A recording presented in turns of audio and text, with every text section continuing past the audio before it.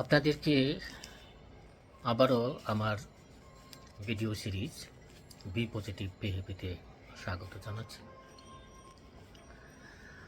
আমি আজকে যে বিষয়টা নিয়ে আলাপ করব তার শিরোনাম দিতে চাচ্ছি এই: শত্রুদের ব্যবহার করতে শিখুন, বন্ধুদের উপর অতিরিক্ত আস্থা রাখবেন না।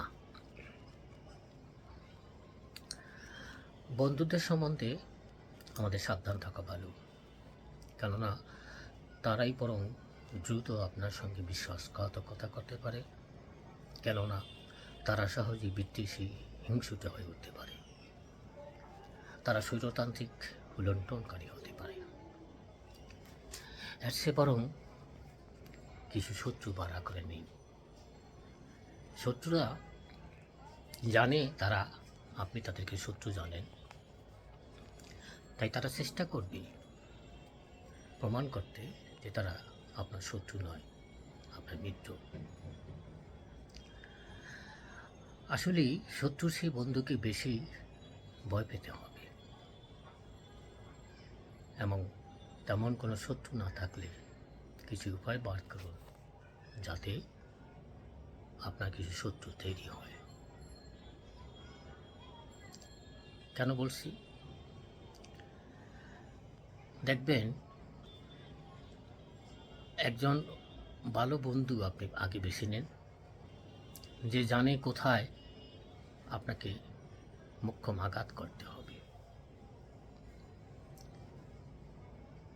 সেই আঘাত করার পর সে আপনার শত্রু হয়ে যাবে। তাই আগেই বন্ধুর চেয়ে শত্রুকে গুরুত্ব দিতে চেষ্টা করুন। এ ব্যাপারে আমি একটি কাহিনী বলছি, ঐতিহাসিক কাহিনী।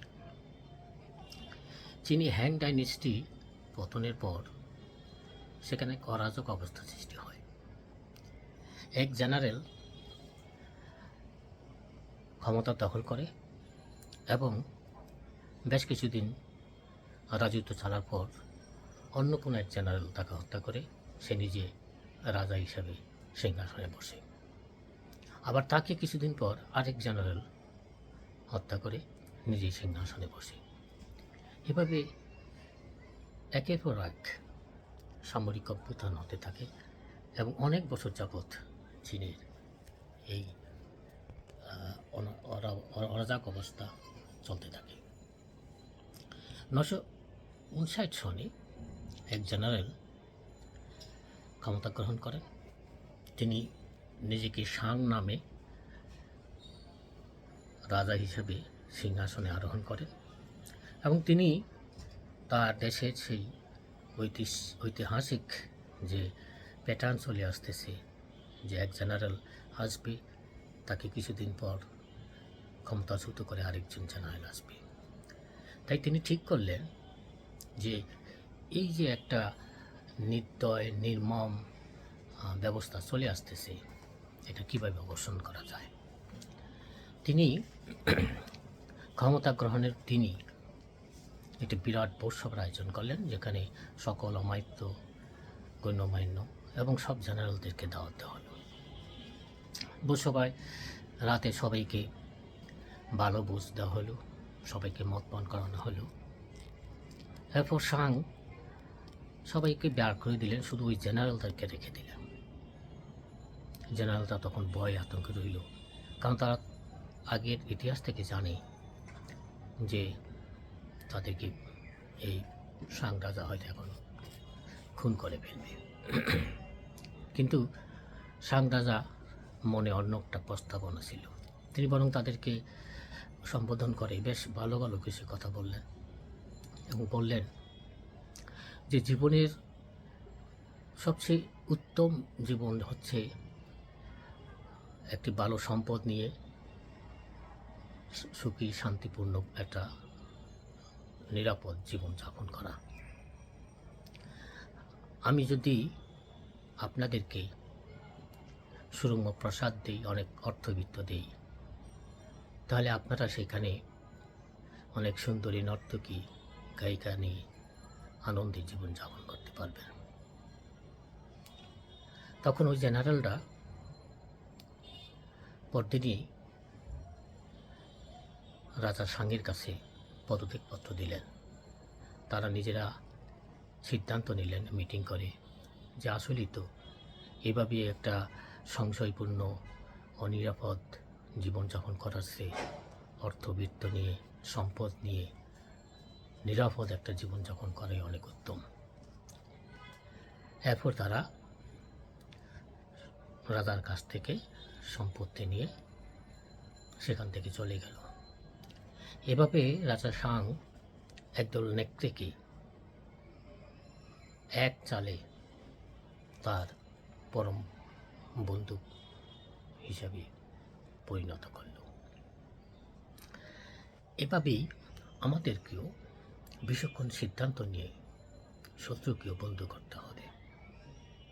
চীনে একটি প্রবাদ রয়েছে এরকম যে বন্ধুদের থাকে প্রাণীর মতন চোয়াল ও দাঁত। যদি আপনি সতর্ক ও যত্নবান না হন, দেখবেন তারা আপনাকে চিবিয়ে খাচ্ছে, আপনার মাংসকে চিবিয়ে খাচ্ছে।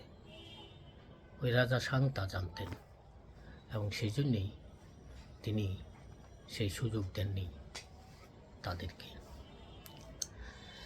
এখন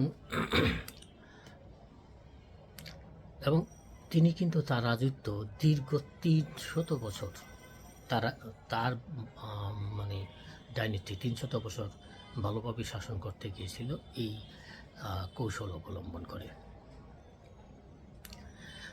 আমি আরও কয়েকটি কাহিনী হয়তো এখানে বলতে পারতাম, কিন্তু এখন যে কথাটি বলতে চাচ্ছি যে বন্ধুরা আপনার সব জানে এবং আপনাকে তোয়াজ করতে, তোষামত করতে অথবা আপনাকে খুশি করতে তারা অনেক কিছু হয়তো করবে, কিন্তু সেগুলি সবসময় যে আন্তরিক হবে তেমন নয়। অকৃতজ্ঞতার রয়েছে দীর্ঘ গভীর ইতিহাস। শতাব্দীর পর শতাব্দী অকৃতজ্ঞরা ক্ষমতা দখল করেছে। তা আমাদের সতর্ক থাকা খুব ভালো। শেষ বিচারে দক্ষতা, কর্মকুশলতা অধিক গুরুত্বপূর্ণ বন্ধু তৈরি করাছে। প্রতিটি কর্ম পরিবেশে মানুষে এক ধরনের দূরত্ব থাকা প্রয়োজন। আপনি কাজ করতে এসেছেন, বন্ধুত্ব করতে নয়। বন্ধুকে বন্ধু হিসাবে রাখুন, তবে কাজ করুন দক্ষতা ও সক্ষমতা নিয়ে। শেষ করছি আরেকটি কথা দিয়ে যে বন্ধুত্ব ও শত্রুতার মধ্যে পার্থক্য জানতে হবে। একই লোক বন্ধু হতে পারে, বন্ধু হয়ে শত্রু হতে পারে। তাই মুদ্রা কথা হচ্ছে শত্রু বা প্রতিপক্ষকে যেন কখনই আপনাকে বিচলিত করতে না পারে। আপনি তাদের জন্য উদ্বিগ্ন হবেন না। আপনি যথেষ্ট উত্তম অবস্থায় থাকবেন। শত্রু কোথায় লুকিয়ে রয়েছে সেটা জানার চেষ্টা করবেন। যারা শক্তিশালী তারা সংঘাতকে স্বাগত জানায়, শত্রুকে তার সুখ্যাতি বৃদ্ধির কাজে লাগায়। কেননা শত্রু হচ্ছে নিশ্চিত যোদ্ধা, যারা অনিশ্চয়তার সময়কে আপনাকে সহায়তা করতে পারে যদি আপনি কৌশলী হন। আজকে এই পর্যন্তই। ভালো থাকবেন। Be positive, be happy.